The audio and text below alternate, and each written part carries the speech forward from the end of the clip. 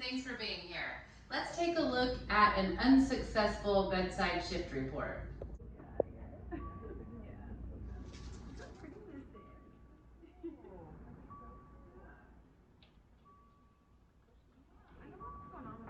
Good morning. Oh, good morning. I'm taking your tea. Hi already? Hey. Okay. How are you? Good, how are you? How was your shift? You know. So let me tell you about the patients you're gonna get. Okay, so the first one I have for you is Miss Eva. She's here for abdominal pain, and it's been going on for like some time now. Yeah. Do you have any questions? Did we get her lab results back yet? You know what? No, I didn't. I figured that the phlebotomist could do that. What about urine results? Oh, it's at the bedside, and the tech could do it. Okay. Do you want to introduce me? Is it necessary? Just real quick. I guess.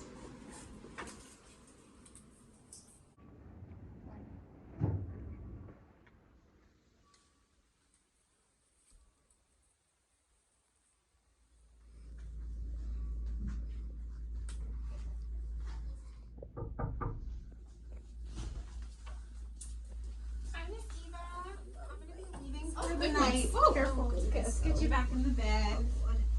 I wanted to introduce you to Amy. She's gonna be taking over. Hi, nice to meet you. Will you help me pull her up and maybe we can tidy up the room? Yeah, of course.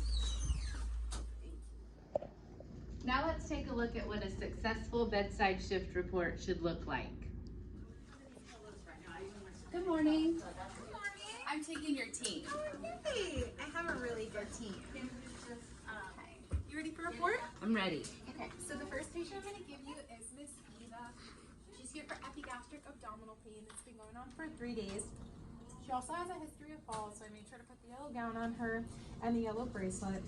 She has a left AC18 gauge, some fluids going. We got the urine back. It's clean, no UTI or anything like that. We're waiting on labs, they're pending, and then we're also waiting on the CT results. Do you have any questions? No, I don't think so. Okay, let me go introduce you to her. Okay.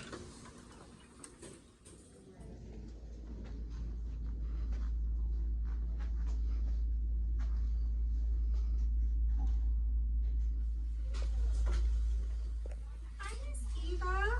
I'm going to be leaving for the night, so I wanted to introduce you to the oncoming nurse, Amy. Hi, good morning. This is her Auntie Tony. Nice to meet you. So Miss Eva is here for epigastric abdominal pain. We got her lab work already. We got her urine. She went to CT. We're just waiting on the CT results to come back. She also got some IV fluids, which once they're finished, you could discontinue. You just check your IV site. Looks good. She also is a fall risk. She had some falls this month, so we made sure to put her in the yellow gown and put the bracelet on. Other than that, what questions do you have for us, Miss Eva? Ladies, I need to eat something anytime soon. We're just waiting for the CAT scan results to come back. As soon as those are back, we'll get you something to eat. Should be about an hour. Thank you. How is your pain? Oh, it's so much better, dear. It's like a 5 out of 10.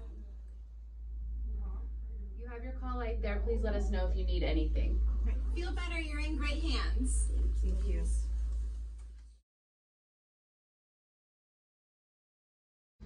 Now let's hear some real stories to emphasize the importance of bedside shift report. Hello, my name is Eva. I'm an emergency room nurse, and I wanted to tell you a little bit about the benefits of bedside report and bedside handoff. I had an incident where I was given a group of patients. The previous nurse told me that the patient was RTM, ready to move. The tech took the patient upstairs to the floor. However, once the patient got to the floor, it was realized that the patient was greatly disoriented, and it ended up that they were hypoglycemic, which they had been admitted for as their initial diagnosis. So had bedside report been done, I might have been able to check, and the offgoing nurse might have been able to verify that the patient was indeed acting abnormally. So that's the benefit of bedside handoff. So I've been a strong proponent of bedside shift report since I had an experience about 10 years ago when we did bedside handoff on the telemetry floor, and my patient's oxygen had been turned completely off. We went into the room, the patient's lips were blue, she was not responsive, and we were able to turn the oxygen back on and wake her up before we had to call a code blue. Hi, so I just wanted to share an experience at Bedside Handoff that provided patient safety and just a quick response. So when I was working in the ICU, I had a Spanish-speaking patient.